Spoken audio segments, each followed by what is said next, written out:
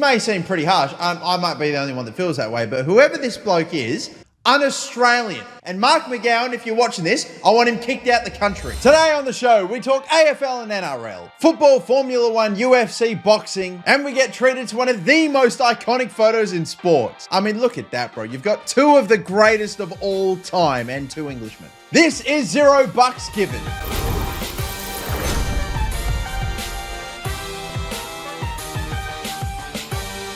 Before we start off with AFL, let's just have a quick little bit of appreciation for this bloody snap kick to hit the post and win the game in the waffle by a point. Meanwhile, back in the AFL, we saw the MCG let fans on for a bit of a kick and catch, but crying out loud, open up the 50s. You're not even able to have a kick for goal. It's just tragic, but it's not the most tragic thing that happened on the weekend at the footy. Deary dear, on to the actual results for the weekend. We saw the Lions absolutely batter West Coast again. They are getting thumped every single week.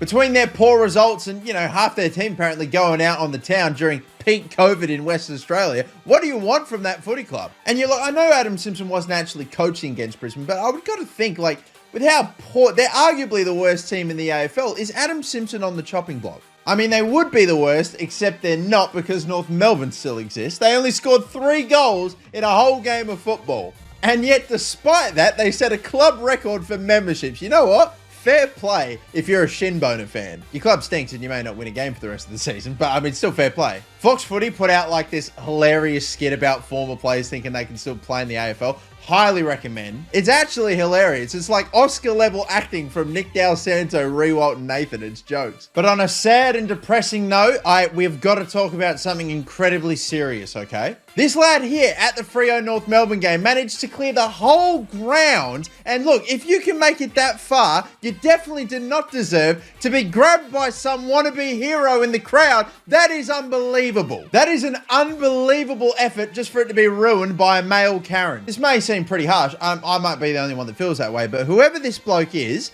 un-Australian. And Mark McGowan, if you're watching this, I want him kicked out the country. If you make it back over the fence, you win. Damn, exactly. Especially if you go end to end. That's impressive. Honestly, public enemy number 1. Of course, not the only streaker at the weekend. We saw this man at Eden Park get absolutely flattened. Biggest hit by security guard all season. Again, anything on the pitch, it goes. If it's in the stands, you've won, you're out. And look, it won't get as much attention because it wasn't as big a hit, but there was another streaker immediately after that guy. But look at the takedown there. Also equally impressive. Not as hard, but probably technically a way better tackle. Get that bloke on cover D in the NRL, my God. His tackling technique is at least better than this. Have a look at this. Will Kennedy nearly took someone's freaking head off. We saw the Panthers take their first loss of the season by 2 points to the Eels as well. So that's the Eels now having beaten the Panthers and the Storm, the only teams that have done, or the only team that's done so to them this far. In a season where those two look so strong, don't count out the Eels. I think they're all the way up in a 3rd now. Oh wait, no, I just had a look. No, they're in 5th. Okay, whatever. Well, they're still doing okay. I mean, it's all right. We all make mistakes, like the referee that somehow missed this knock-on call. How do you not spot that? Absolute howler. Meanwhile, we have the Storm winning, of course, again. They go top, and they have now got 335 points already this season. More points than North Melt. That can't. No. Sorry, I just need to double check this. Oh, no, he's lying. All right, whatever. Well, that would have been funny.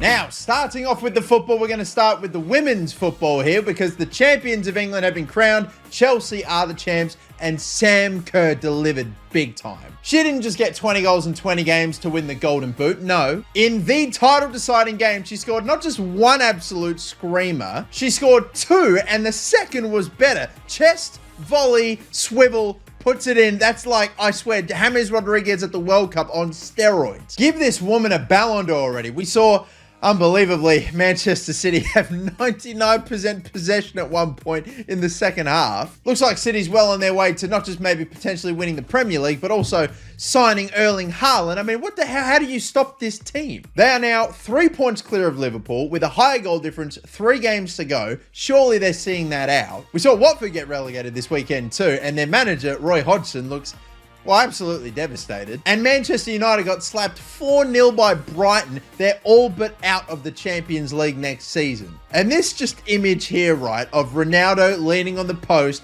Brighton 4, Manchester United 0. He will never escape that.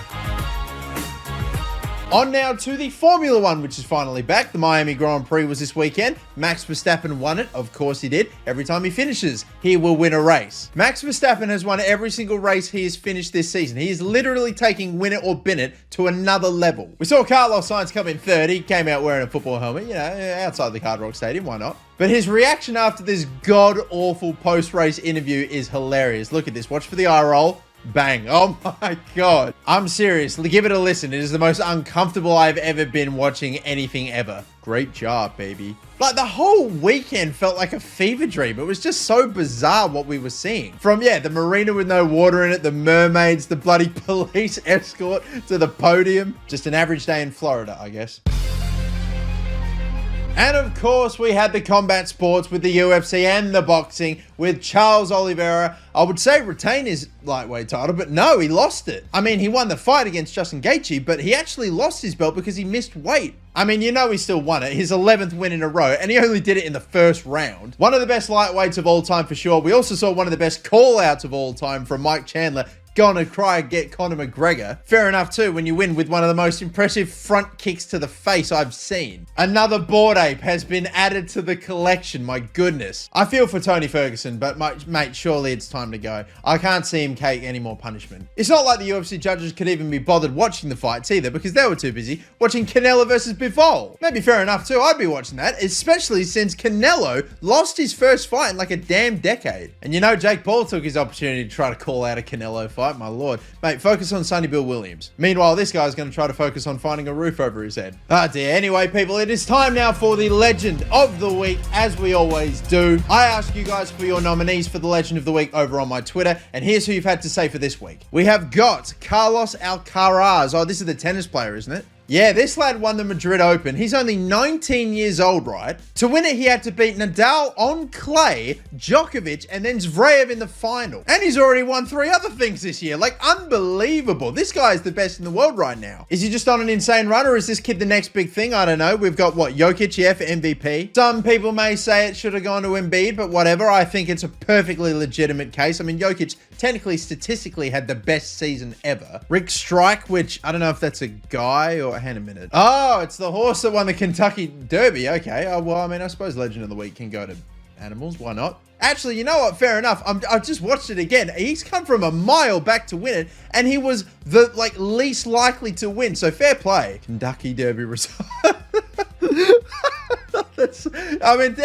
It's technically true, yeah. I don't know why that's a funny tweet, man. Can't believe I'm saying fair play to a horse. But anyway, Andrew Gaze, with a giant spray. God, he went in on Liz Cambridge after she came out with some claims about Australia not supporting her or something like that. I don't know. Just posterized that bloody basket case. But the other nominee being Sam Kerr, I think is also...